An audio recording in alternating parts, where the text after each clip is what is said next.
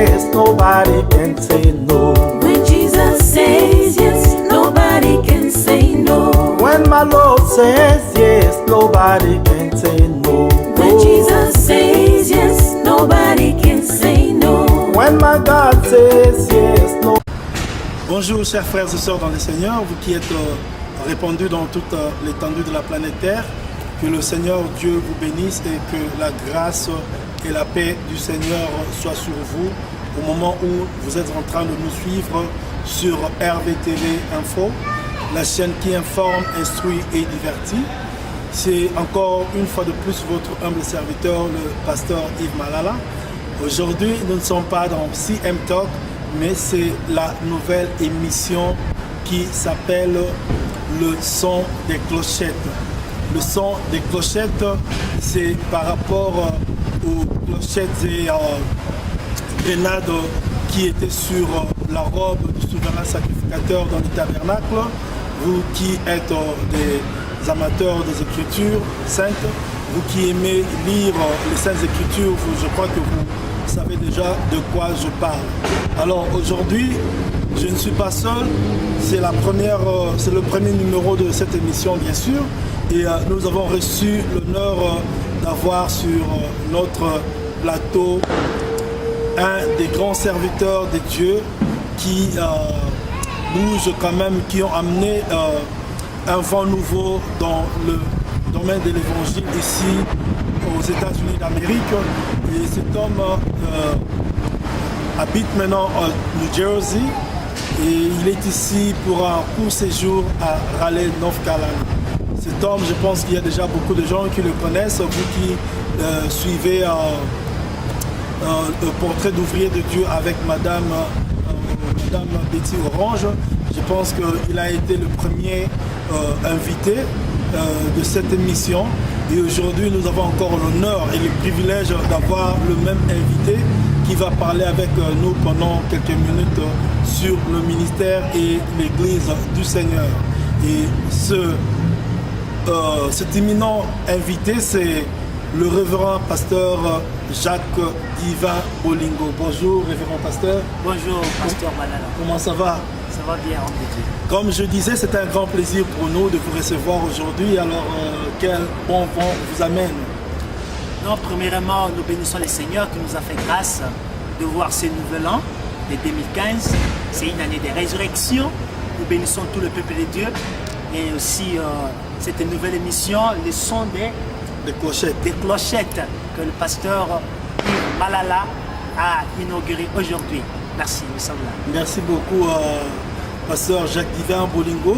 Je tiens à signaler déjà que la semaine passée, maman pasteur avait fêté son anniversaire. Et nous en profitons pour souhaiter un joyeux anniversaire à maman Karine Divin Bolingo, la maman de Daniel Divin Bolingo. Alors, pasteur, est-ce que vous êtes pasteur d'une église, vous avez une mission, vous avez une vision de la part du Seigneur? Oui, je suis pasteur depuis les années 2003. J'ai été consacré, le ministère a été reconnu après un long moment de travail dans l'ombre. Je fais des missions à l'Équateur, dans la province de l'Équateur. Précisément, je suis parti vers le petit village qu'on appelle Besombo et je suis parti vers Bikoro. J'ai voyagé un peu partout pour prêcher l'évangile. Après un certain temps, les anciens ont reconnu cette grâce et on m'a imposé le main par mon père qui est aussi pasteur dans les assemblées de Dieu et jusqu'en ce jour. Et nous sommes là, que le Seigneur nous a fait grâce d'être ici aux États-Unis maintenant et nous sommes là par sa grâce. Je voulais signaler aussi que vous avez reçu la grâce, la faveur de la part du Seigneur de parcourir aussi quelques pays de l'Afrique centrale. Effectivement. Ok, comme quel pays par exemple? J'ai été à Brazzaville, j'ai été en République centrafricaine, j'ai été au Cameroun, je suis passé par le Maroc et puis voilà. Toujours dans le cadre de l'évangile. Dans le cadre de l'évangile. Ok, bah c'est une grâce quand même, vous avez eu ce privilège-là ou ce moyen-là de parcourir un peu partout pour propager la bonne nouvelle de Dieu. Mais quelle est la différence que vous faites entre prêcher l'évangile en Afrique et prêcher l'évangile en Amérique, où est-ce que c'est facile, où est-ce que vous avez beaucoup plus d'avantages, beaucoup plus de facilité de faire ce travail qui est l'évangélisation? Merci pour le révérend pour cette question. L'évangile est le même. Le même message que Dieu te donne en Afrique, c'est le même message que tu vas apporter en Amérique. Tout à fait. Mais c'est maintenant le public qui se diffère par rapport à la langue. Tu trouves la langue anglophone et là on a la langue francophone. Alors c'est un peu l'ambiguïté que nous rencontrons dans l'évangile. Alors il faut trouver un interprète. Des fois l'interprète ne dit pas vraiment ce qu'il devrait dire. Mais par la grâce de Dieu, le message passe par rapport aux opportunités qu'il présente devant nous. Le message passe. Mais je pense que le message que Dieu donne à un homme de Dieu, quel que soit les lieux où il va se retrouver, le message reste le même et les résultats sont les mêmes. Amen. Et par rapport au mode de vie des chrétiens, est-ce que les chrétiens de l'Afrique vivent-ils différemment de ceux de l'Occident ou ceux de l'Amérique en particulier? Il y a une très grande différence par rapport aux chrétiens qui sont en Afrique et les chrétiens qui sont aux États-Unis ou en Europe. En Afrique, un fidèle, il dépend de tout. Il attend que son pasteur lui conseille en tout et il est soumis sous l'autorité divine que Dieu a établie devant leur conducteur, leur berger. Mais tandis qu'ici, aux États-Unis ou en Europe, partout, les gens trouvent l'église comme un lieu de retrouvailles, un lieu où les Africains peuvent se retrouver, comme ce sont des Africains, comme ce sont des expatriés, ils peuvent se retrouver pour parler, pourquoi, mais vous ne sentez pas les fruits de la repentance dans des personnes comme en Afrique. Est-ce qu'il est possible pour des chrétiens de l'Afrique qui habitent maintenant aujourd'hui en Amérique ou en Europe de mener la même vie de prière? Parce que moi j'ai commencé à servir le Seigneur depuis l'Afrique. J'avais à peine 21 ans que j'ai commencé à servir le Seigneur à temps plein. Et je me souviens à l'époque, j'étais presque tous les jours à l'église. Le lundi j'avais intercession, mardi j'avais réunion, mercredi j'avais culte d'études bibliques et jeudi j'avais réunion et puis j'avais veillée de prière le soir et la nuit. Et vendredi, j'avais un culte de délivrance. Samedi, j'avais veillé de prière de toute l'église. Et le dimanche, j'avais culte. Donc, vous voyez, la vie de prière, parce qu'on n'avait pas trop d'activités, pas trop de responsabilités. Cela nous permettait de prier à tout moment et d'aller à l'église à n'importe quel moment. Est-ce qu'il est possible de mener le même genre de vie de prière ici en Amérique par exemple, avec tout ce que nous avons comme responsabilité, travail, parce que ici c'est le terme busy qui est au courant, qui est monnaie courante, comme aussi on peut le dire. Est-ce qu'il est possible de mener le même genre de vie de prière? Il est possible de mener la même vie de prière à une seule condition, que tu te décides. Que tu te décides, malgré les responsabilités que j'ai ici dans ces pays, je ne veux pas briser la communion avec le Saint-Esprit, je ne veux pas briser ma relation avec Jésus, j'aimerais avoir un temps. Parce que si nous disons que nous sommes busy, mais il y a aussi des gens d'autres temps, d'autres fois, dans l'Antiquité, comme le prophète Daniel, il était premier ministre dans un grand empire babylonien, mais il trouvait un temps pour prier. La Bible dit qu'il priait 3 fois par jour. Donc il n'y a pas d'excuse à cela si vraiment tu t'es décidé à servir ton Dieu et à garder la flamme du Saint-Esprit. Merci beaucoup, pasteur, révérend pasteur Jacques Divin Bolingo. Mais par rapport à l'expérience que vous avez concernant la parole de Dieu, par rapport à l'expérience que vous avez en tant que serviteur de Dieu, en tant que prédicateur de l'évangile, en tant que pasteur, et avec la connaissance que vous avez de l'Église, corps de Jésus-Christ, si vous pouvez un peu nous parler de la position ou de la place de l'Église maintenant. Quelle est la place de l'Église par rapport au temps actuel? Quel est le rôle que l'Église est en train de jouer maintenant, au-delà de toutes les réalités politiques, au-delà de toutes les réalités sociales qui nous entourent? Il y a 2 types de prophéties pour les derniers temps. Il y a la prophétie selon l'apôtre Paul, que je peux appeler le prophète Paul. Il a dit au dernier jour, il y aura des temps difficiles. Les gens seront égoïstes, amis de l'argent, fanfarons, hautains, déloyaux, aimant les plaisirs plus que Dieu. Aimer des gens de bien. Yeah. Ils vont aimer ils auront la démangeaison d'attendre des bonnes paroles au lieu d'attendre la vraie parole, la sainte doctrine. Et dans la même Bible, il y a la seconde prophétie qui dit, au temps de la fin, Dieu répandra de son esprit sur toute chair. Le vieillard verront des songes et des visions et les jeunes prophétiseront. Parce que si nous vivons dans les temps de la fin, il y a deux tendances. Il y a ceux-là qui sont dans la prophétie où il y a l'onction qui doit se manifester. Et il y a ceux-là qui sont dans la prophétie où la rébellion doit se manifester.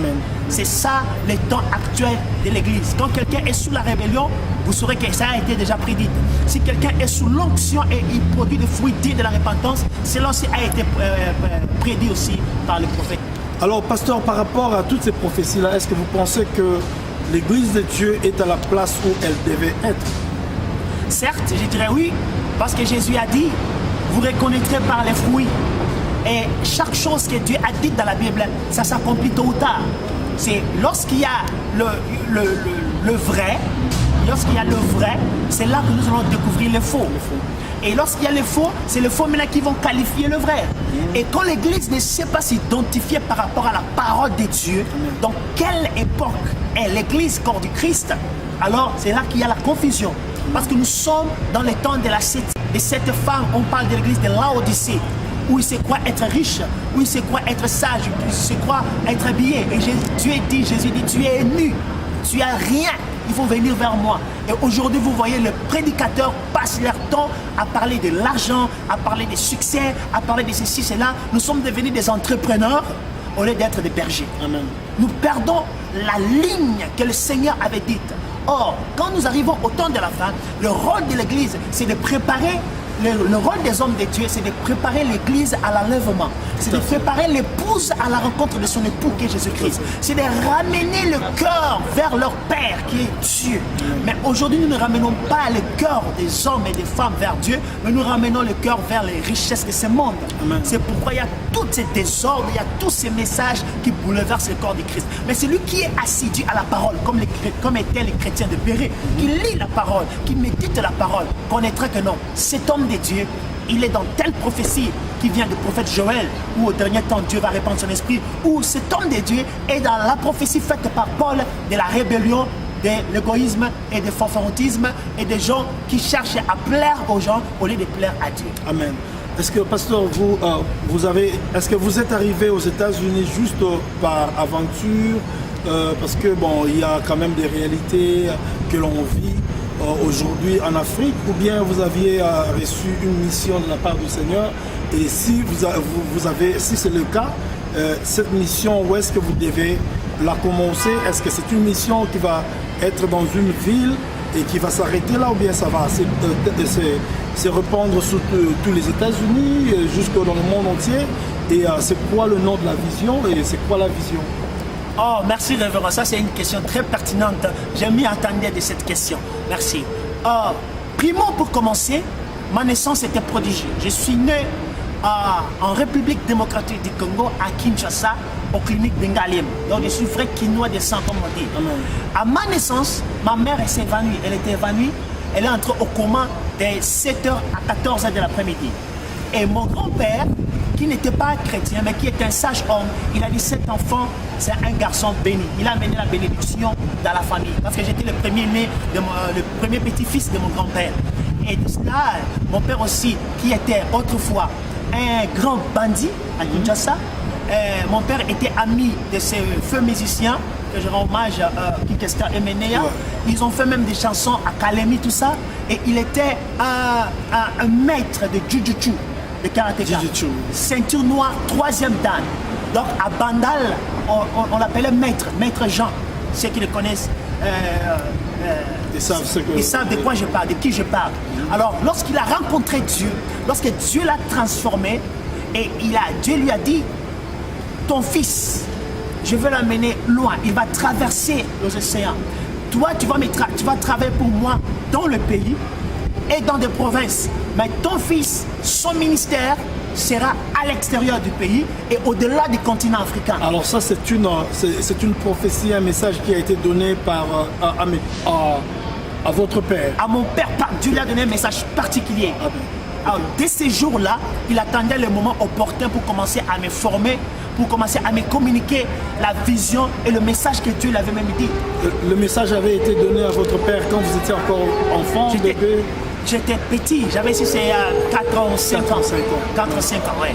Et il y a eu maintenant un pasteur, lorsqu'il a été envoyé par la communauté des Assemblées de Dieu, implanter les Assemblées de Dieu dans la province de l'Équateur, il a commencé à Guadeloupe. Et là-bas, il y a eu un évangéliste qui nous venait de la Côte d'Ivoire. Cet évangéliste répond au nom de José Boulka Boulunayel.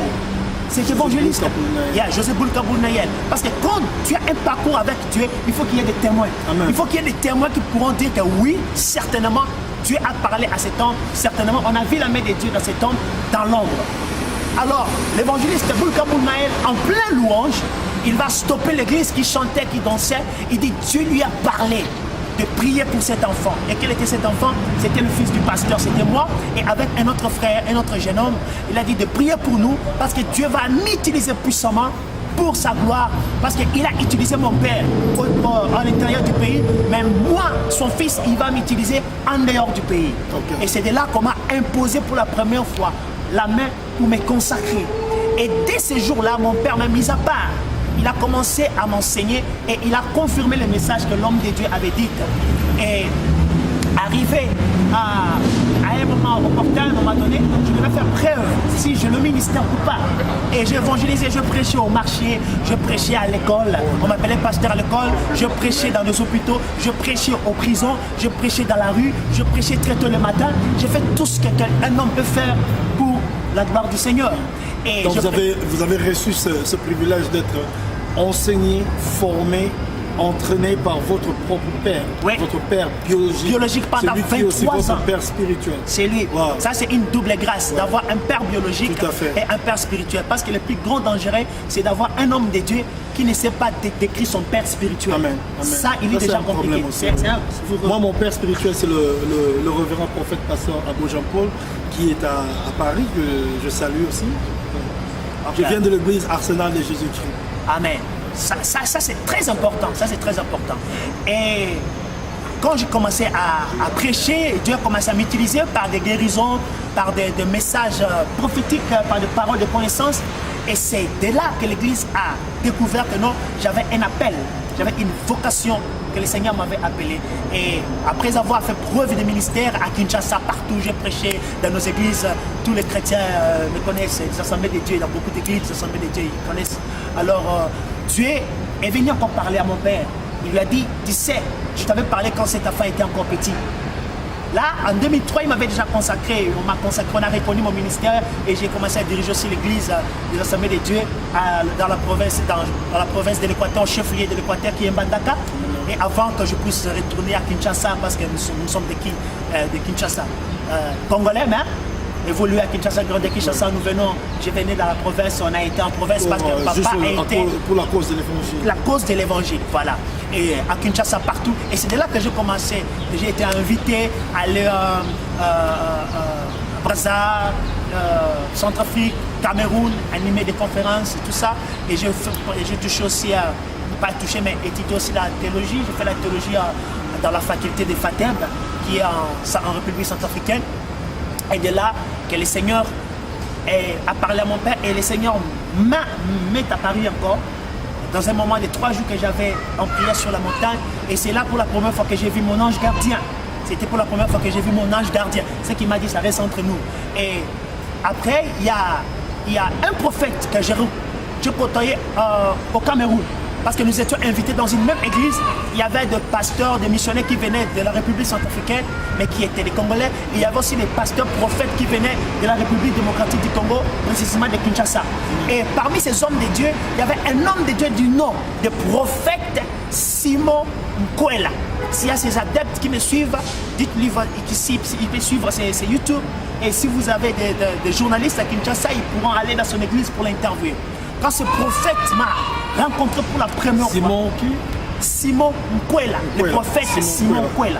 Okay. Lorsqu'il m'a rencontré pour la première fois, il a dit, je bénis le Seigneur parce que je ne m'y attendais pas qu'il y a des gens qui ont la grâce que tu as mon jeune frère. Alors, le lendemain, nous étions à table pour déjeuner et Dieu lui donne un message. Il lui dit, ta mission en Afrique est finie. Là, c'était en 2009. Il dit, ta mission en Afrique est finie. Dieu va t'envoyer maintenant aux États-Unis. Mais aux États-Unis, il y aura un pays dans lequel Dieu va t'envoyer. Et quand tu arriveras dans ces pays-là, Dieu il va t'utiliser dans les enseignements, dans la délivrance et dans la guérison miracle. Et Dieu va te révéler quel pays où il va t'envoyer pour que ton ministère puisse exploser. Et c'était là, c'était au mois de mars, je crois, au Cameroun, à Yaoundé. Nous étions à Douala. J'ai ça dans mon carnet, c'est parce que je n'ai pas les carnets, c'est pour détailler même la date. Et j'ai gardé ça, parce que le Seigneur avait déjà parlé à mon père, il m'a parlé et on a que des confirmations. Et c'était comme ça, en 2010, lorsque je revenais de Douala vers Kinshasa, je me suis arrêté dans une de nos églises, l'Assemblée de Dieu, pour traverser le Nouvel An. Et le pasteur, poussé par l'Esprit, il dit, le pasteur divin, tu vas conduire l'église dans le passage de 2009 à 2010. Tu vas conduire l'église dans cette traversée. Et pendant que je conduisais le culte, j'ai dit, en minuit, l'église restera calme. Tu vas attendre ce que tu n'as jamais attendu depuis que tu pries. Dieu va te parler de ta vie pour cette année. Et quand je vais dire ces paroles, pasteur, je ne savais pas que je disais de moi-même, je prophétisais de moi-même. Et lorsque l'église était silencieuse, dans un doux murmure, dans un silence, le Seigneur me parla. Il dit, cette année, la prophétie faite depuis que tu étais enfant, le message que j'avais donné à ton père, c'est que le prophète devait faire l'œuvre de Dieu, mais à l'extérieur. À l'extérieur, oui. Ouais. Il dit, contrairement à votre papa qui devait faire l'œuvre de Dieu dans le pays. Dans le pays. Et il dit, cette année, c'est l'accomplissement de ton message. C'est l'accomplissement de ta destinée. Tu partiras aux États-Unis. Tu partiras aux États-Unis pour prêcher l'évangile aux États-Unis. Le même évangile que tu prêches ici en Afrique, tu dois les amener aux Américains. La même grâce, sagesse, intelligence que j'ai été donnée de décortiquer la parole, tu vas le faire aux États-Unis. Parce qu'il y a des gens qui ne veulent pas parler de ce que Dieu les a dit, prétendant qu'on on va dire que tu es orgueilleux. Il n'y a pas question d'orgueil. Si Dieu te dit quelque chose, sois clair et franc à transmettre. Tant pis pour la personne, comment elle va le recevoir. Ceux qui ont l'œil de Dieu, l'esprit de Dieu, ils comprennent que ce que nous parlons, c'est de la vérité. Et comme je suis arrivé ici, c'est par miracle. J'avais une invitation d'aller à Pointe-Noire. Mon église, qui est l'église des Assemblées de Dieu à Béré, qui est à Béré, croisement Ngiringir et Kasavubu, chez le patriarche que je salue, le révérend Chisungu Mwambi. Ça, c'est le père spirituel de mon père. Donc, c'est comme le patriarche. Il m'a fait une lettre de recommandation. J'étais prêt pour partir à Pointe-Noire, passer par Brazzaville et Pointe-Noire et repartir au Cameroun. C'est comme ça que je faisais ces régions francophones. Et le Seigneur, il va dire, tu ne partiras pas au Pointe-Noire, mais tu vas partir aux États-Unis. Parce que miraculeusement, le Seigneur a fait que je me suis retrouvé aux États-Unis. Miraculeusement. Et à New Jersey, ma mère est là-bas à New Jersey, ma famille, et je priais. Il y a aussi une église qu'on a mise en place, c'est pour cela que je suis là-bas comme un apôtre en train de mettre aussi le fondement, la fondation spirituelle. Et le Seigneur va me parler, me dire, tu te souviens du message, va à Raleigh.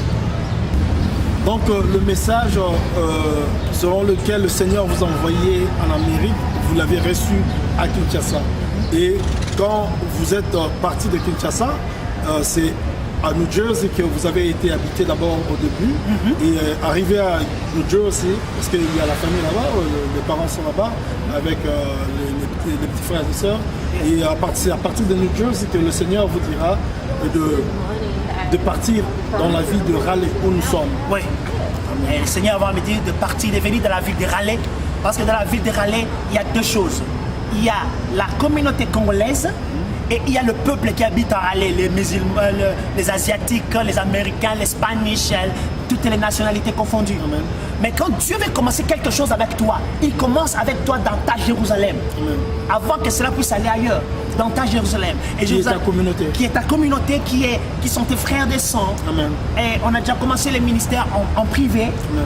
Dieu il se manifeste puissamment au moment opportun. Ces gens, ils vont passer pour témoigner lorsque Dieu va les convaincre, parce qu'il ne faut pas publier la vidéo d'une personne sans son consentement. Ça, ce n'est pas bien. Mais avant de cela, même à Kinshasa, avant que je ne quitte, je vis encore l'un de nos pasteurs qui a une grande église, je crois, à Massina. C'est le révérend Israël Sembe. La grande communauté des Assemblées de Dieu, c'est de qui je parle. Il a un méga church, comme on dit. Il y a plus de 3000 membres dans son église. Et il m'a fait la lettre de recommandation, tout ça, des témoignages.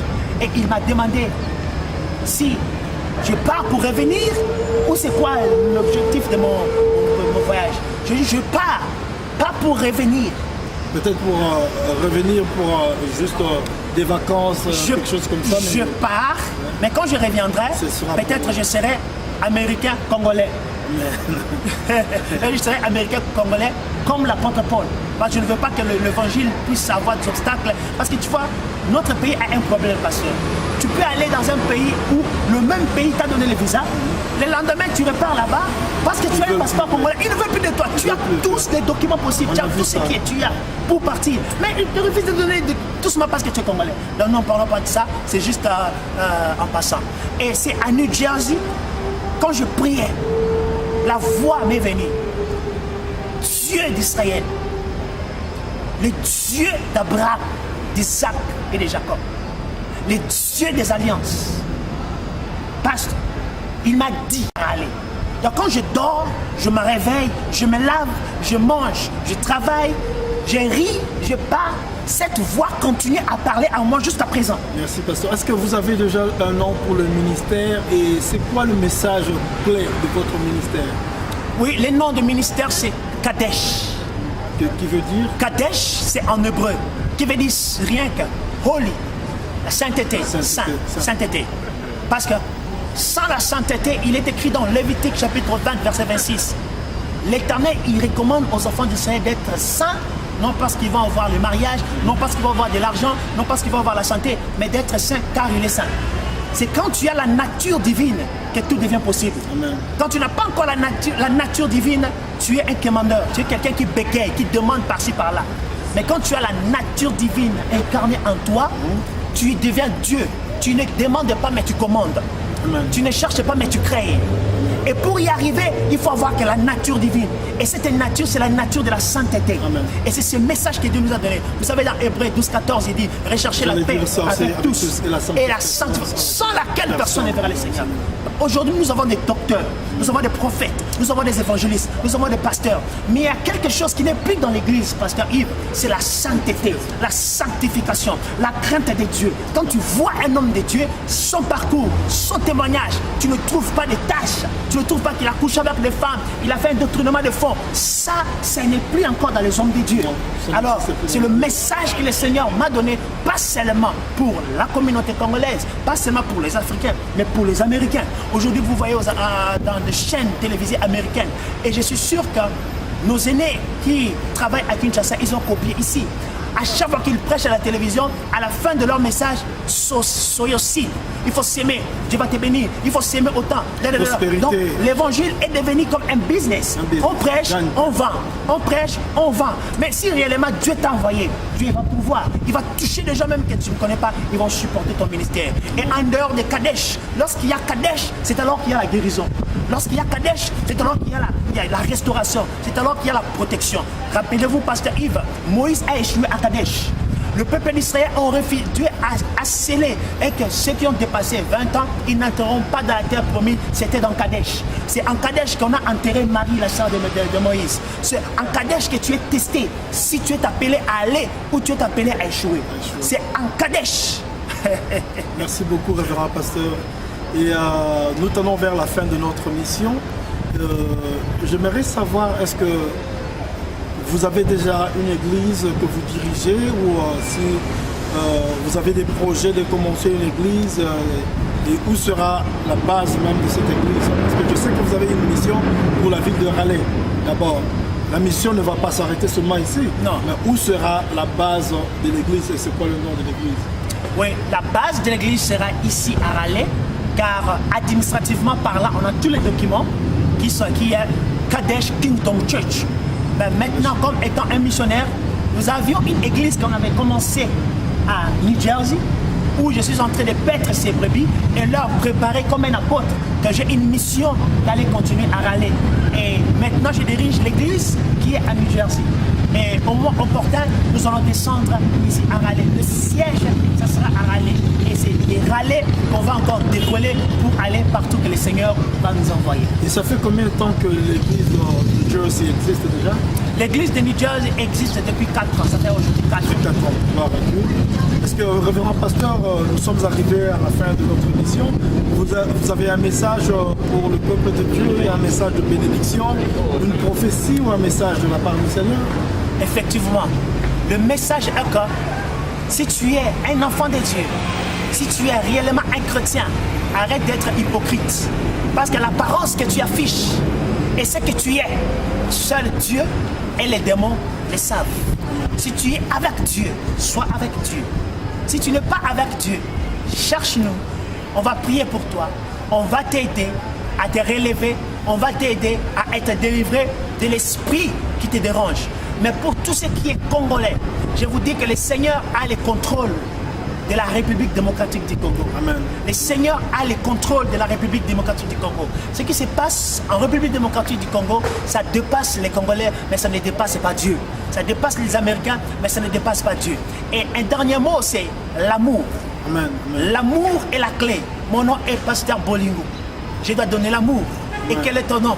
J'aimerais que l'amour soit le partage de tout un chacun de nous et que l'amour soit la sémence que nous sommes réellement nés de nouveau. Arrêtons de nous taquiner, arrêtons de faire la compétition dans l'œuvre de Dieu, car chacun a son temps et chacun a sa grâce.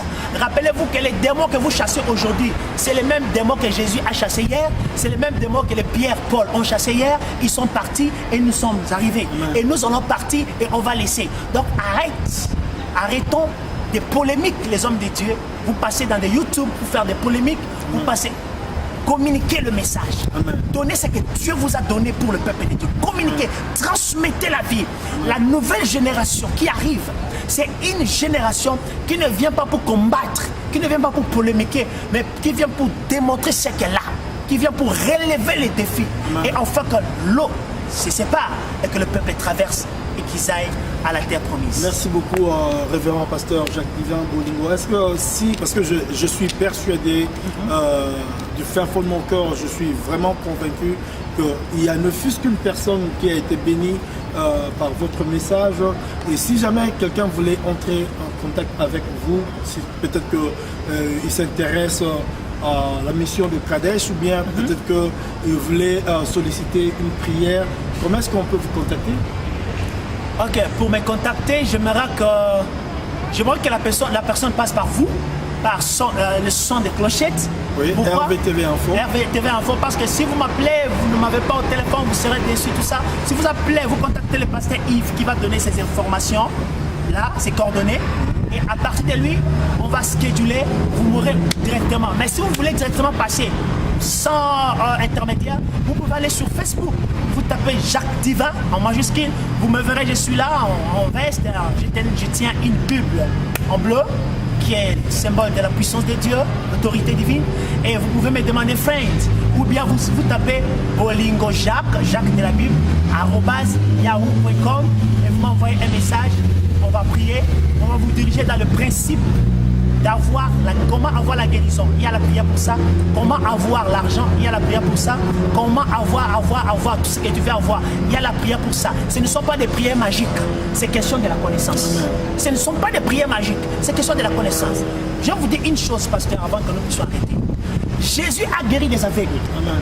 Mais il les a tous guéris différemment. Amen. À Baltimée, il a dit, que veux-tu que je te fasse? Baltimée a dit, je veux que je recouvre la vie. Il dit, que cela te soit fait selon ta foi. Il a recouvert la vie. On a mené un aveugle. Jésus a pris cette même aveugle. Au lieu de faire comme il a fait avec Baltimée, il a pris la salive, il a mélangé avec la boue. Il dit, va te laver aux eaux de Siloé. On a amené encore un autre aveugle. Jésus prend l'aveugle. Au lieu d'utiliser la boue et la salive, Jésus amène l'aveugle hors du village. Pourquoi? Parce que les situations peuvent apparaître comme ce sont les mêmes. Mais les esprits qui sont derrière, c'est différent. Est-ce que vous me saisissez? Les situations peuvent apparaître, elle est stérile, tu es stérile. Mais les esprits qui sont derrière cette stérilité sont différents. Alors quand tu parles avec un homme de Dieu qui écoute Dieu, Il ne va pas seulement prier pour toi parce que tu as besoin de la guérison. Il ne va pas seulement prier pour toi parce que tu as besoin de la restauration, tu as besoin du travail, tu as besoin de ceci. Mais il va te guider par rapport à ce que Dieu il va lui communiquer. C'est ça qu'on appelle la révélation. Tu as des problèmes, on a prié pour toi, il n'y a pas de solution. Mais maintenant, tu n'as pas besoin seulement de la prière, mais tu as maintenant besoin de la révélation. Comprendre l'esprit qui est derrière ce problème-là. Exactement. Voilà, Et Jésus. en cela, tu auras la guérison et la solution instantanée, s'il vous plaît. La solution instantanée. My God bless you. I love you so much. Merci beaucoup révérend pasteur Jacques Divin Bolingo. Merci à maman Karine Divin Bolingo et à bébé Daniel Divin Bolingo qui est avec vous en séjour ici à Raleigh. Vous êtes venu de New Jersey depuis hier. Ouais. Vraiment, nous espérons que c'est la première fois, mais ce ne sera pas la dernière fois. Comme d'habitude. RVTV Info, c'est votre maison. Nous remercions aussi tous ceux qui nous soutiennent spirituellement, moralement aussi. Nous remercions le prophète Abo Jean-Paul, le pasteur Dari Malala. Nous remercions le révérend pasteur Jean-Louis Malouta, qui est aussi en séjour à Kinshasa. Nous remercions le révérend pasteur Hugo Paolo Pemba, qui doit se trouver au moment où nous parlons à Luanda, mais dont le ministère est basé en Hollande. Nous saluons toute l'église de Dieu, d'Arsenal de Jésus-Christ et pourquoi pas de Kadesh aussi. Et nous saluons tout le corps de Christ. Que le Seigneur vous bénisse. Nous allons nous retrouver prochainement dans un autre numéro de le son des clochettes. C'était bien votre humble serviteur, le pasteur Yves Malala, avec son excellence, le révérend pasteur Jacques Divin Bolingo. Moi aussi, je dois vous interviewer dans une émission. Il n'y a pas de problème, il n'y a pas de problème. Je pense que quand on se dit qu'on est serviteur de Dieu, on doit avoir un témoignage. Amen. Et puis, il faut qu'on ait aussi un parcours. C'est comme j'ai dit, moi, j'ai donné ma vie au Seigneur. Bon, je n'anticipe pas, mais je voudrais juste donner un petit brosser un peu mon parcours. Ouais. J'ai reçu le Seigneur Jésus-Christ à l'âge de 14 ans, mais j'ai commencé à servir le Seigneur à 21 ans. Amen. 21 ans, j'ai commencé à servir le Seigneur. J'avais pris cette décision par rapport à certaines circonstances que j'étais en train d'expérimenter. C'était vraiment des périodes difficiles parce que pendant 11 ans, je souffrais d'une maladie dermatologique qui était presque incurable, mais par la grâce du Seigneur, le Seigneur Dieu Tout-Puissant, par le biais de son serviteur, le prophète Abo Jean-Paul, j'ai été guéri. Mon père Amen. avait dépensé de l'argent. J'ai même vu un des meilleurs dermatologues de la République du Zaïre à l'époque, qui est la République démocratique du Congo. Ce docteur s'appelait le docteur Massaki, je pense. Quelque chose comme ça, il était dermatologue, un des plus grands. Et il m'avait prescrit des médicaments, voire même une sorte de vaseline dont la formule a été faite juste pour moi. J'ai amené cette ordonnance-là dans un laboratoire au centre-ville de Kinshasa là-bas. Et puis, je laissais l'ordonnance et puis on me fabriquait cette vaseline juste pour moi. Wow. Pendant, je pense, 11 ans, j'ai souffert de cette maladie. Les gens qui ont été avec moi à l'Institut des Beaux-Arts, ils savent de quoi je parle parce que ça avait commencé, j'avais, je pense, 11 ans et demi, 12 ans, et j'ai été guéri à l'âge de 22 ans à l'église. Wow. Donc j'étais tellement habitué à être dans cette situation. Mes mains ressemblaient aux mains d'un vieillard de 70 ans, mes pieds aussi. Wow. Et quand je parlais, mes lèvres se déchiraient, ça saignait. Bon, je commençais à trouver ça normal. Mais un jour, en 1992, j'étais à l'église en pleine répétition avec mon premier orchestre, mon premier groupe d'adoration que l'on appelait Arsenal Band. J'étais en train de jouer comme ça. Après, le Saint-Esprit m'a dit, Yves, regarde tes mains. J'ai regardé mes mains, j'étais étonné de voir j'étais surpris de voir que mes mains commençaient à ressembler aux mains d'un petit bébé. Donc mes mains qui étaient comme les mains d'un singe, c'était comme des mains de singe, je te jure. Je n'arrivais pas à saluer les gens comme ça, j'avais tout le temps mes mains dans les poches. Et quand j'ai regardé mes mains, j'étais étonné, je montre aux gens qui chantaient avec moi. À l'époque, j'étais avec la sœur Linda, la sœur Claudine, la sœur Anto, je pense qu'elles savent de quoi je parle. Mon pasteur, le prophète Abo, sait de quoi je parle. Mes mains étaient guéries, ma peau était guérie et le Seigneur m'a parlé ce jour-là et ma vie a changé. Donc je pense que quand un homme de Dieu a un témoignage, quelles que soient les circonstances, les difficultés qui peuvent arriver dans sa vie, il n'oubliera pas d'où il est venu avec le Seigneur. Amen. Je pense que c'est ça, donc on aura le temps de parler de ça en long en large. Mais aujourd'hui, c'est pas moi, c'était le pasteur, le révérend pasteur Jacques-Yves Boulino qui était à l'honneur. Donc merci à vous, on se retrouve prochainement. Que le Seigneur vous bénisse. When Bye bye. Jesus says yes, nobody can say no. When Jesus says yes, nobody can say no. When my Lord says yes, nobody can say no. When Jesus says yes, nobody can say no. When my God says yes, nobody can say no. When Jesus says yes, nobody can say no. When my King says yes, nobody can say no. When Jesus says yes, nobody can say no.